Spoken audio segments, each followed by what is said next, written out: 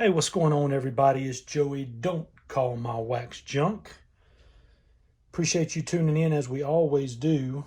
We got a binder bender ready to go, but before we get into it, wanted to show you that I did, in fact, get my Gary Peters, which is card number one in the 1964 Topps Giants set. Did come in the mail today. So I'm going to go ahead and put it in the binder for my Topps Giants. Right next to card number 2, which is Ken Johnson. And looking forward to many, many more editions here. But for tonight, our binder bender episode tonight takes us all the way back to 1986. And this is the 1986 Fleer Miniatures set. There they are in their teeny tiny glory. Sticking true to the way Fleer did their baseball card sets. The minis were done according to how teams finished in the 1985 season. Hence the Kansas City Royals and St. Louis Cardinals starting our set off. I'm not sure, if there was any rhyme or reason to the players that were picked. It looks like there were about 5, maybe 6 cards per team that were included in this miniature set. Here's the box that it would have come in. 120 trading cards, 18 logo stickers. I got this for $2 at a card show back in the beginning of December. And I thought for $2 that was a heck of a deal. So let's take a look through these cards. Again, 1985, as far as how these teams finished, man, they didn't get much better than the Royals and the Cardinals.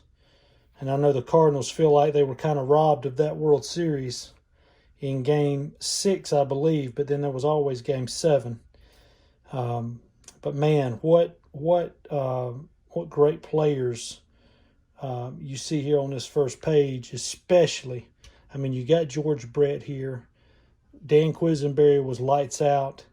But then look at these Cardinals, man. Vince Coleman, Willie McGee, Jack Clark. I mean, just tremendous. The Bobby Cox-led Toronto Blue Jays finished second in the American League that year behind the Royals, led by Dave Steeb, Tony Fernandez. God rest his soul, lost him recently.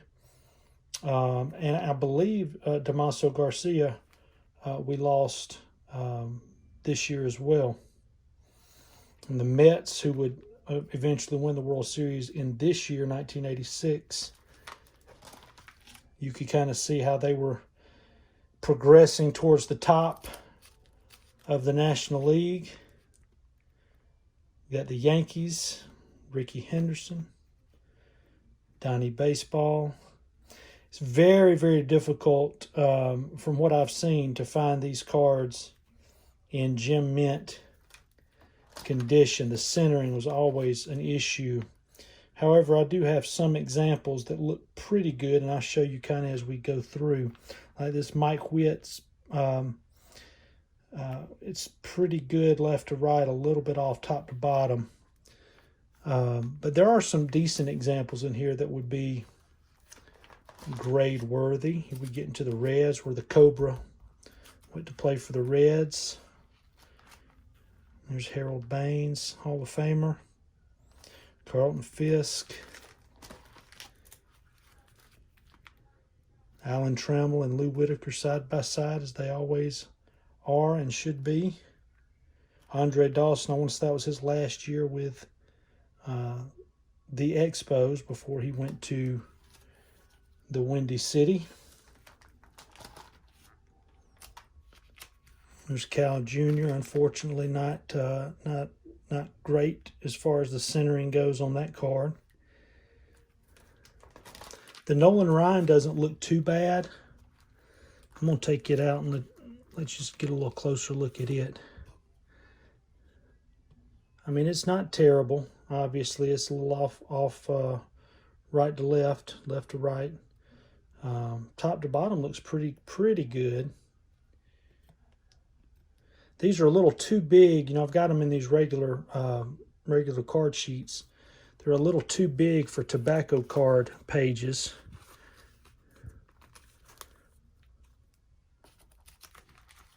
Steve Garvey with the Padres. Almost that was maybe his last year. Goose Gossage, Mr. Padre, Tony Gwynn. That's not a bad looking Gwynn. There's Wade Boggs, probably one of the better looking cards, star cards that I have in this set as far as everything considered. Centering's pretty good. And of course, you always have to look at the back. We got some paper issues up here that would definitely keep that grade down.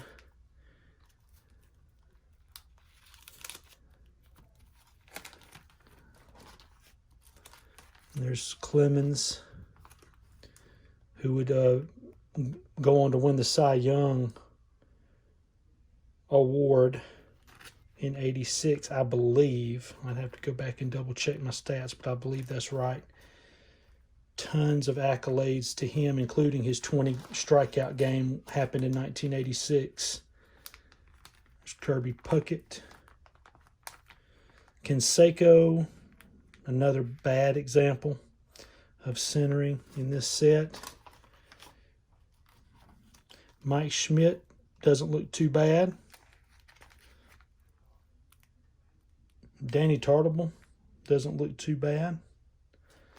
Those Mariners uniforms, whew, brutal. With the trident there for the M. And then you're starting to get into the bottom, the basement dwellers of baseball. In the Brewers and the Braves, the Giants, the Pirates, Cecil Cooper, Paul Molitor, and Yount. And there's my Braves. Boy, they only had 4 representatives in this set. Maybe the better teams had more representation. I don't know, because the Braves only have 4 cards, and I believe the Cardinals had 6, if I counted right. Chili Davis. Odeby McDowell would eventually leave Texas and go to Atlanta. Brett Butler. I think we ended up trading Brett Butler in a deal to Cleveland for, I believe we got Lynn Barker in that deal. I'd have to go back and double check, but I'm pretty sure that's. And we got the pillbox hats of the Pittsburgh Pirates, who also only have 4 representatives. Tony Pena. And of course, we've got the stickers, which FYI, just in case you're wondering, and I know you are, they don't stick.